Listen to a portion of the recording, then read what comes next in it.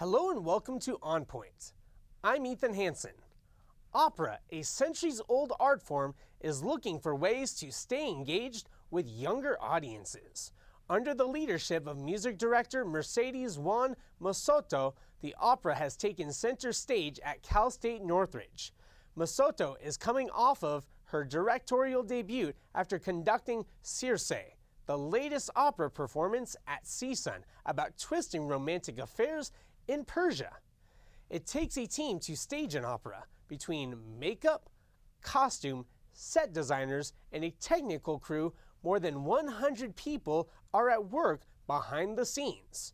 Add in the orchestra, vocalists, and performers along with Masoto and her colleague opera director Ray Sarr, the entire crew and cast work with precision. Los Angeles is home to the 5th largest opera company in the country. The LA Opera's Young Artists program introduces new performers and helps them find opportunities and an audience. The Opera Camp has given tens of thousands of elementary and middle school children an opportunity to discover the timeless art form themselves. Both CSUN and the LA Opera hope to introduce opera to new audiences. On Point's Amaya Milan-Wright has more on the story. Thank you, Ethan. Today I have with me Mercedes Masoto, the CSUN Director of Opera, and I also have with me Stacy Brightman, who is the VP of Educational and Community Outreach at the LA Opera. Thank you for joining me today. Thank you for having us. So let's hop right into it.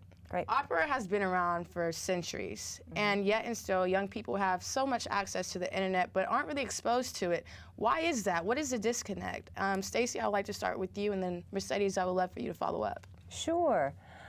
Oh my goodness gracious. Well, you're right. Opera's been around for 400 years, a little bit more actually. And what's kind of awesome is it sort of started as an experiment by, frankly, a bunch of college students, the Florentine Camerata, and they were goofing around, and it was really these intellectuals, and they were wanting to explore, well, what had Greek drama been like? If we could do Greek drama, what would that be? And so you got to love that it came out of this kind of youthful exploration of what would this ideal art form be. And this ideal art form would include drama, dance, music, sets, costumes, visual arts. And I think over the centuries, sometimes it's been a very popular art form. It's been a people's art form. And like anything that an art form, it has all kinds of valleys and peaks. And I find it really exciting because I'm not sure I agree with the premise of the question. We're in this extraordinary time right now where young interest in opera is surging. If you come down to LA Opera, you would see a wildly diverse, young, interesting, kind of hip, kind of fun crowd. And for instance, I'm actually in charge of bringing in everybody that's sort of college age and under, or helping them to come into the Opera House. And we have a waiting list for our program. So it's kind of a really exciting time. I'll just also say it's an exciting time in terms of here in Los Angeles, we've got some remarkable companies that are springing up who are looking at opera and reinventing the art form. Pacific Opera Project, Pasadena Opera, Four Larks, Girls School, just to name a few of the groups that are younger, incredible artists who are just cracking open the art form. I mean, and you know what? All opera is a story told with music. So whatever that means to somebody, that can be opera. I totally agree with you. I think it might seem that opera is far away from young communities, but it's actually when you are sitting in an audition and you see this long list of singers trying to get a role, you can tell that it's actually opera is more alive than we think. So yeah, we have a very, very large voice program here in CSUN. And every time we call for auditions for our operas, it's super, we are overwhelmed by the amount of singers interested and their preparation and their excitement. I hear there's a lot of people that are familiar with it, but for all the people that aren't, there's so many people that have no idea what an orchestra is, or what opera is, or what the chamber is. Can you give me a brief explanation on what those are? Sure. Well, you know, Mercedes, you can. want to jump on the question. Yeah, you can begin. So orchestra. Yes. So an orchestra is a group of several musicians. In an orchestra, you have several sections. You have the string section. Depending on the style, depending on the composer, that string section might be anything from 15 string players to 40, 50, 60 if you're doing Wagner, 15 if you're doing Handel, like we did. And those are violins, violas, cellos, and basses. Then you have a woodwind section that is actually about 6 to 15, and that's flutes, oboes, clarinets, bassoons, contrabassoons. And then you have the brass section, which is trumpets, horns, trombones, and the percussion, which is like percussion. You will say, you might think percussion, it's like just percussion. Percussion is one of the most important things, especially in modern opera, because they bring a lot of colors. That's orchestra. So then you said, what other thing you said? I said chamber music. Chamber music, it's the same thing, but smaller. So in chamber music, a lot of composers in the 17th, 18th century, 19th century, they compose music for smaller groups. So you have string quartets, which is one first violin, one second, one viola, one cello. Or you have a quintet, which is the same thing, plus a piano. And several different kind of combinations of that, plus woodwinds. Yeah. I'll add something, which is, it's lovely that you are asking the questions, but it was also contextualized by, so how would a younger person who doesn't know anything about this, how would they approach it? You know, and I want to put out there too, you don't have to know any of that. Opera doesn't, you know, you can go to a movie and have a great time, and you don't have to know what the grip does. You don't have to know really what the camera operator is doing. You don't have to really understand what the makeup person or the wardrobe person is doing. You can just go and have the experience, and it doesn't matter if you know that language, that vocabulary at all. Opera is exactly the same way. You don't have to know any of that. And you know, you just go, and it's an experience of all of these arts together, and relax, enjoy it. You know, anybody who might be a first-time opera goer has your opinion, your experience of it, your emotional response to it is as completely valid as anybody else's, whether or not they have, you know, their doctorate in it or not, or it's their first time. So, and what's kind of, again, exciting is, you know, we just described maybe a little bit of a traditional configuration of what an orchestra might, you know, the instruments in an orchestra. Oh my goodness! Recently, just in the past year, I've also seen electric guitar in opera. I've seen electric piano. I've seen percussion being created on, you know, tables and found objects. So, you know, it's all of those things. That's great. So Stacey, I also wanted to follow up. I know you said that opera has been around for about 400 or even longer.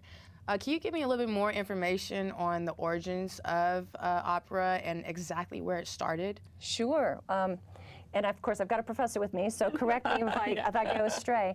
But as I said, it really started off as this, if you will, avant-garde kind of experiment. We oftentimes talk about it happening right around 1598, 1600 in Florence.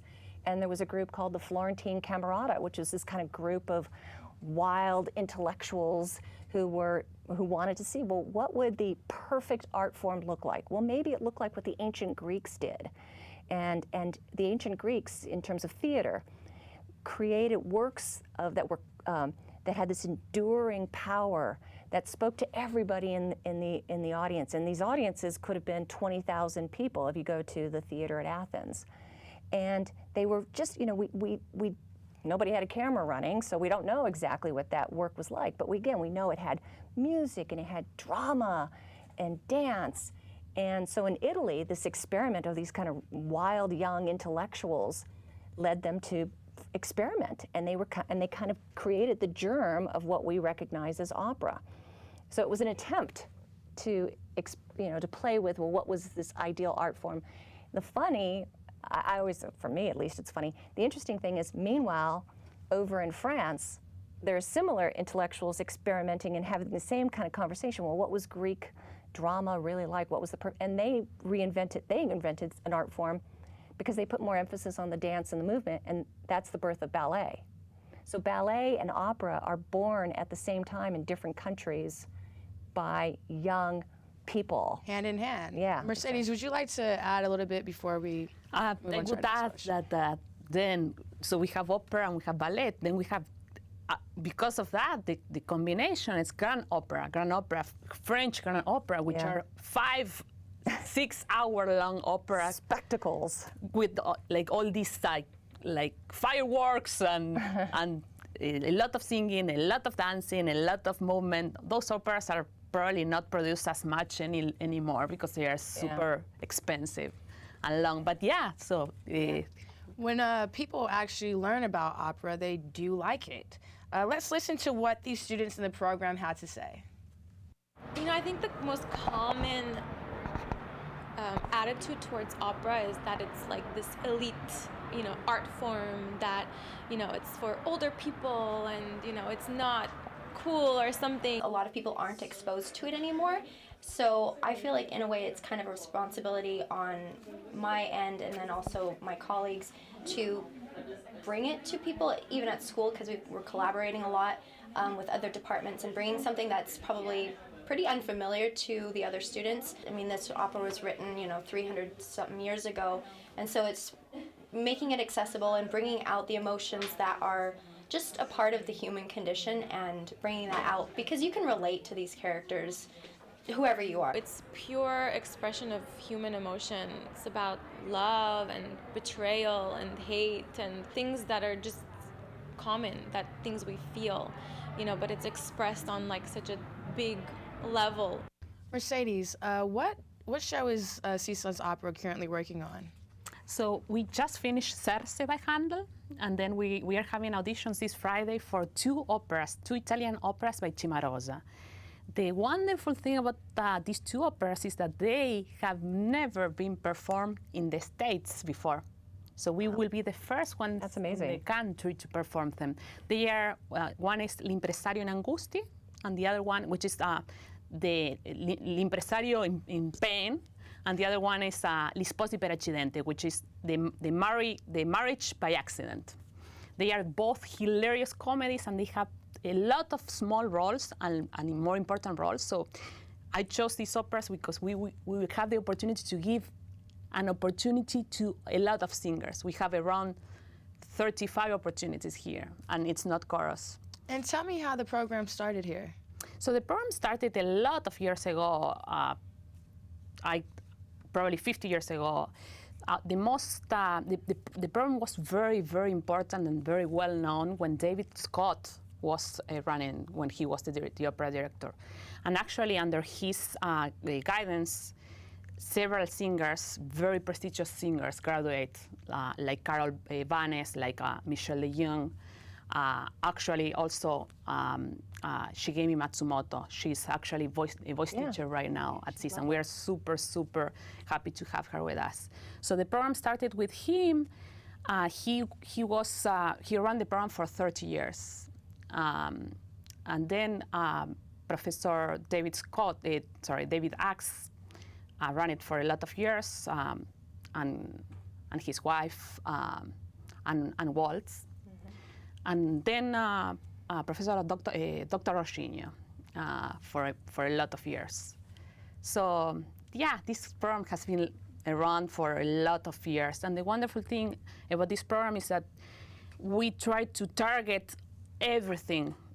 So we have, of course, all the singers have their individual voice teacher and weekly voice lessons, but they also have diction classes. They have performance technique classes. There is something called opera workshop, so they get to perform small scenes from different operas and put together a show. So they slowly get familiar with opera without being overwhelmed with, oh my gosh, I have to perform a whole opera, a 2 hours opera, and I have to memorize 2 hours of music. So instead of having them go through that right away, we give them the opportunity to learn small things and take a few semesters doing that, and then slowly we take them to that. And that's why I'm so excited about these 2 Italian operas we are doing next semester, and we open on April 4th. We are actually in the process of translating them because they have never been translated into English, and they are super, super hard to translate because they are in Italian, all Italian, Napolitan, and Roman. So I'm very excited about that. You know, I would want to, sorry, jump in. Anytime anybody performs opera, it's an event. I mean, and it should be treated as kind of a crazy event that opera happens, because one of the things that many people may not know about opera is in terms of opera singing. And opera singers, unlike, you know, whoever your favorite rock band or pop singer might be, your students will be singing this extraordinarily complex music with an orchestra, sometimes in front of a chorus, without microphones. Opera is sung without microphones. So if you come on down to the Dorothy Chandler Pavilion, you'll see people who are on a par with world-class athletes, because the energy, the athleticism that it takes to harness, and the training to be able to sing out and fill a house of 3,100 seats with just your voice, with the power of your voice. Again, over an orchestra, in front of a chorus, it's extraordinary. It's actually one of the reasons why opera, when you look at our schedules, we're not performing Tuesday, Wednesday, Thursday, Friday, Saturday. You know, we don't do 6 or 7 performances in a week, because that would be like running 6 or 7 marathons. That would be very intense. It would be pretty challenging. Yeah, and that's why, Stacey, I was going to ask you, why is the art form of opera so important? But you're kind of telling me about it right now, so. Oh my God, because it's sort of the sum of all the art forms. It's greater than all of its parts. And there's so many ways to fall in love with it. If you fall in love with just beautiful music, we got that for you. If you want extraordinary costumes and effects and gorgeous scenery, we got that too. My background is theater, so I love a story that grabs my heart and won't let go. And opera has that as well. So it's sort of got, you know, there are all these different doorways and windows in which to fall in love with opera. And even if you just want to fall in love with the extraordinary, like I said, the athleticism of the performance, the virtuosity of the performance, there's that option too. There is something that always fascinates me. Every time I'm like about to start a show, I have my baton, everything. I have the headsets, so I'm ready. I'm waiting for the stage manager to tell me go. I love to imagine how many people are behind the scenes making this happening. And for Thursday, we were talking that for Thursday we have about 100 people behind the scenes making it work. So crew, helpers on stage management, light people. So it's amazing. A lot of people all these contribute. People, yeah. A lot of people contribute. Yeah. Well, I thank you all for giving me a little bit about opera, not just me, but the audience as well. Make sure you all stay with us. We will have more. Thank you. Thank you very much. You. Welcome back. I now have with me Xochitl Hernandez, who is a CSUN vocal performance student, and I also have Leslie Perkins, who is a vocal performance grad student. Thank you all for being here. We're happy to be here. Thank you, thank you. So I want to know, how did you all fall in love with opera? The love for opera comes from the fact that we love to sing. And so when we're up there singing beautiful works by Mozart or Handel or any other composer, that's just where the love comes from. Leslie? Yeah, I got my love for opera actually kind of from the LA Opera. My whole family is musical, and my sisters sing, and so that's something I've always been around. But I went and saw a production at the LA Opera when I was a teenager, And the orchestra started playing, and it was amazing, and the set was beautiful, and then the performer started singing, and I was just blown away, and I feel like that was kind of where my love for opera started. Yeah, I definitely think that the power of opera and just music and singing in general, it's just such a powerful tool. Like, it's a language that supersedes like all languages and all barriers.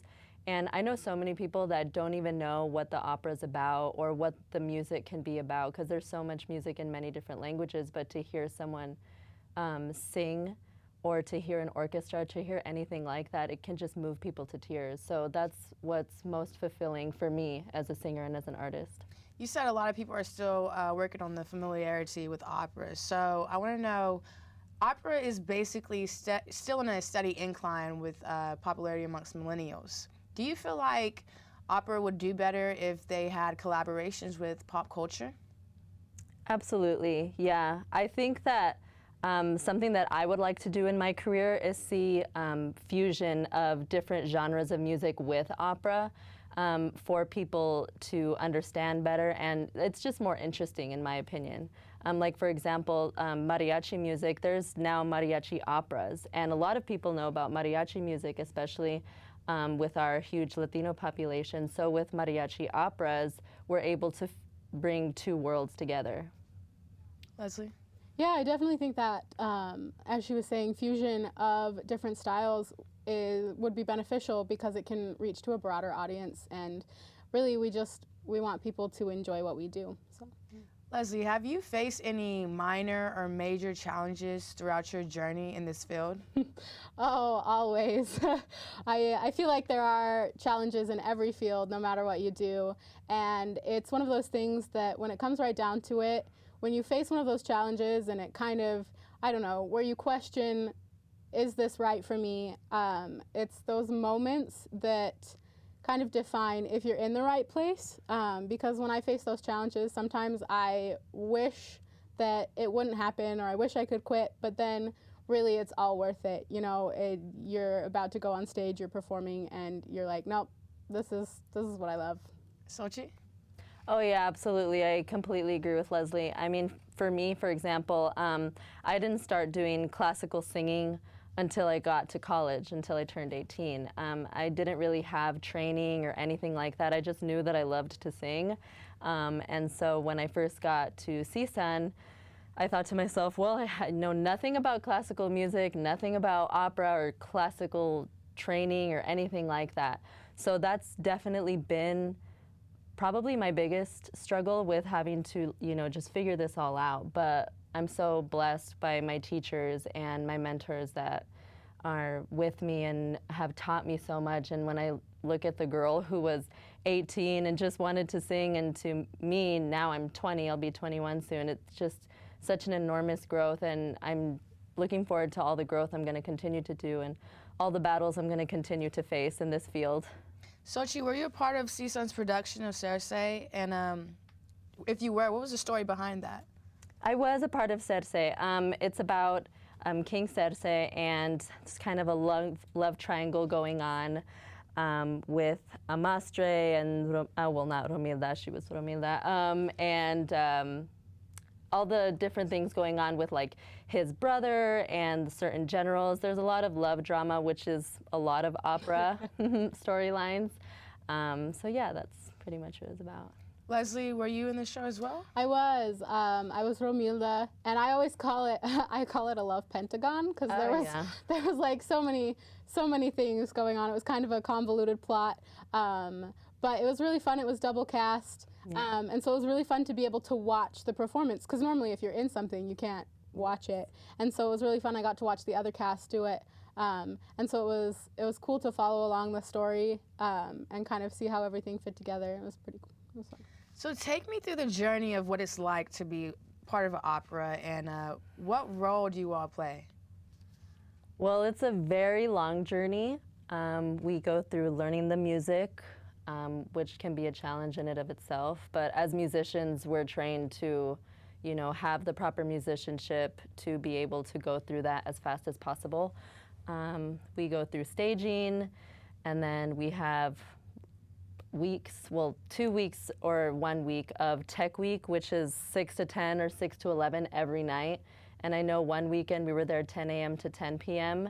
And that's where they run through all the technical stuff of the opera and the lighting and things like that. So it's definitely a very long process. We started rehearsal in August, so.